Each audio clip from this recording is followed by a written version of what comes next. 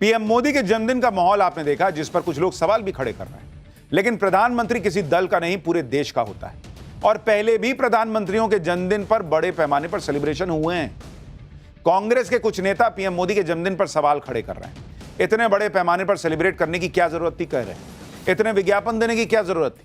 ये नेता शायद इतिहास भूल गए हैं कि खुद कांग्रेस के दौर में प्रधानमंत्रियों के जन्मदिन किस तरह से सेलिब्रेट किए जाते थे। जवाहरलाल नेहरू से लेकर इंदिरा गांधी और राजीव गांधी तक सभी के जन्मदिन बड़े पैमाने पर सेलिब्रेट होते थे। इतना ही नहीं, इन नेताओं के निधन के बाद भी जन्म जयंती समारोह भी धूमधाम से मनाया जाता रहा। आज आपको दिखाऊंगा पहले के प्रधानमंत्री किस तरह से अपना जन्मदिन मनाते थे, कितने लार्ज स्केल पर उनका भी बर्थडे मनाए जाने की तैयारी होती थी। हाँ, इस लेवल पे नेता जो है वो विश नहीं कर रहे होंगे, ग्लोबल नेता और सारे लोग, लेकिन वो भी मनाते थे बर्थडे बॉस। आपको दिखाता हूं कि कैसे हवाई जहाज तक में जन्मदिन मनाया गया है। आपको देश के पहले प्रधानमंत्री जवाहरलाल नेहरू के जन्मदिन की तस्वीरें दिखाता हूं। यह साल 1954 का वीडियो है, जिसमें जवाहरलाल नेहरू अपना 65वां जन्मदिन सेलिब्रेट करते दिख रहे हैं। नेहरू के जन्मदिन सेलिब्रेशन के लिए दिल्ली के नेशनल स्टेडियम को चुना गया था। जवाहरलाल नेहरू एक खुली जीप में सवार होकर स्टेडियम में आते हैं, जहां 50,000 लोग उनका इंतजार कर रहे थे। इसमें बड़ी संख्या में बच्चे भी थे। नेहरू अपने गले से हार निकालकर बच्चों और लोगों पर उछाल रहे थे। दिल्ली के नेशनल स्टेडियम में जवाहरलाल नेहरू के जन्मदिन पर 2000 बच्चों ने खास प्रोग्राम भी पेश किया। बच्चों ने सिंक्रोनाइज योग परफॉर्म किया।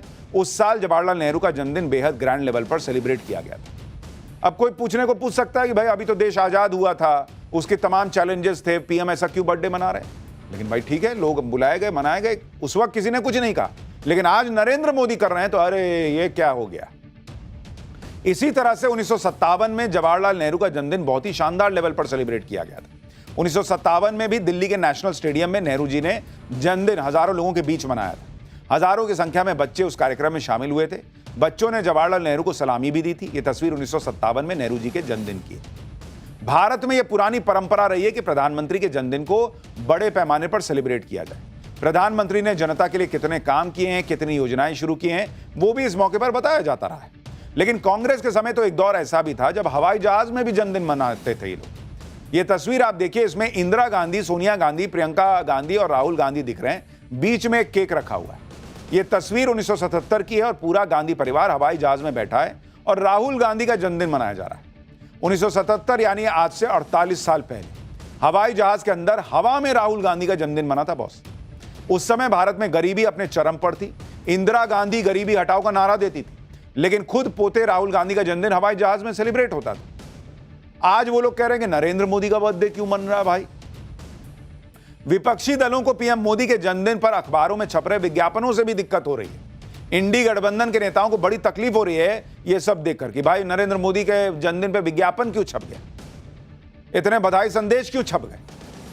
अब यह वीडियो तेलंगाना कांग्रेस ने शेयर किया। इसमें अखबारों में पीएम मोदी के लिए बधाई संदेश दिखाकर कांग्रेस कह रही है कि अखबार मोदी के लिए ग्रीटिंग कार्ड बन गए। एक और वीडियो देखिए जिसे टीएमसी की राज्यसभा सांसद सागरिका घोष ने शेयर किया।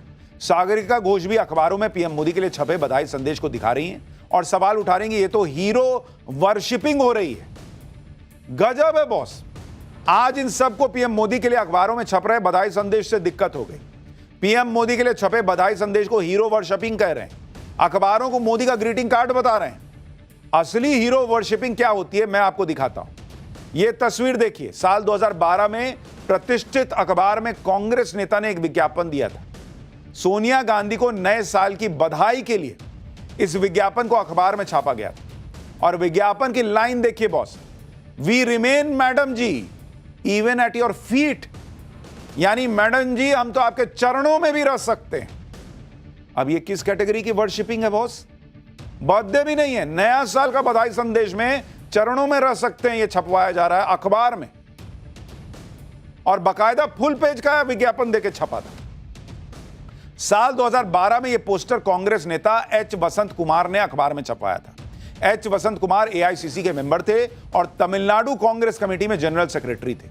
विज्ञापन में एच वसंत कुमार ने लिखवाया था कि राज्याभिषेक के बाद श्री रामचंद्र ने हनुमान से पूछा आप क्या पुरस्कार पाना पसंद करेंगे। इस पर हनुमान जी जो वफादार कार्यकर्ता थे उन्होंने विनम्रता से कहा कि मुझे सदैव आपके चरणों में रहने दीजिए। मैडम आपको नए साल की हार्दिक शुभकामनाएं, जिसमें आप एक वैश्विक नेता के तौर पर स्थापित होंगी। और आज कांग्रेस पीएम मोदी के लिए अखबारों में बधाई संदेश पर सवाल उठा रही है। आरोप लगा रही है कि अखबारों का इस्तेमाल हीरो की तरफ पेश करने के लिए हो रहा है। आप यह भी देखिए कि यूपीए सरकार के दौरान गांधी परिवार के नेताओं के लिए विज्ञापन दिए जाते थे और इस पर करोड़ों रुपए खर्च होते थे। साल 2008 से 2013 के बीच गांधी परिवार के नेताओं के जन्मदिन और पुण्यतिथि के विज्ञापनों पर कितना खर्च हुआ आप देखिए। राजीव गांधी के विज्ञापनों पर 25 करोड़ 40 लाख रुपए खर्च हुए। इंदिरा गांधी के विज्ञापनों पर 16 करोड़ 90 लाख रुपए। जवाहरलाल नेहरू के विज्ञापनों पर 10 करोड़ 90 लाख रुपए खर्च हुए।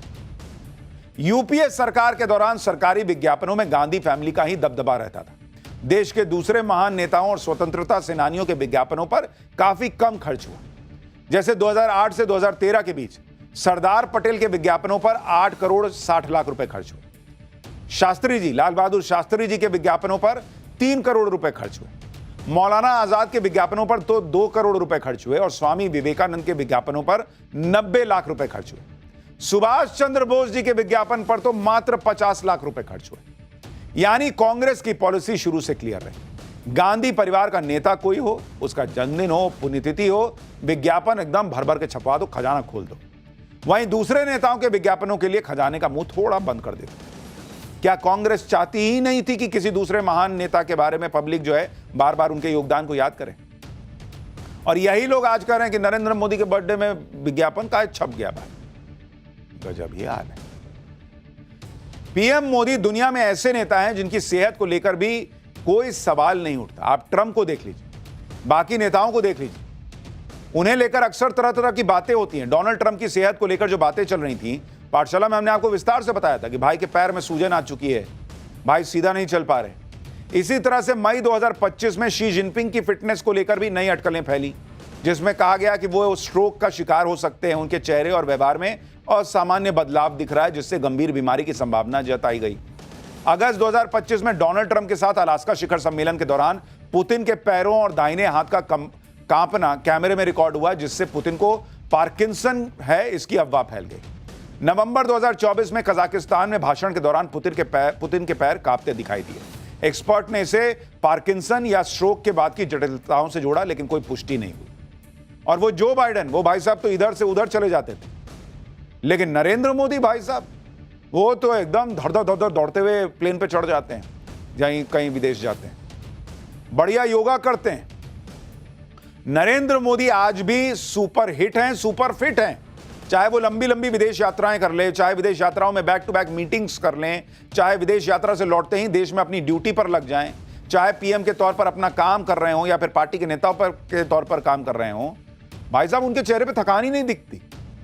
हम लोग नरेंद्र मोदी अमेरिका जाते हैं, यहां से 16-17 घंटे की फ्लाइट है, फिर टाइम जोन चेंज हो जाता है, हम लोग रिपोर्टिंग कर रहे होते हैं क्योंकि टाइम जोन चेंज हो गया, बॉडी क्लॉक जो है वो डिफरेंट तरीके से बिहेव करने लगता है। नींद जो है वहां, यहां जब रात होगी तो वहां दिन होता है, तो बॉडी क्लॉक एडजस्ट होने में टाइम लगता है, उसमें आपको रिपोर्टिंग भी करनी है, सब कुछ करना है।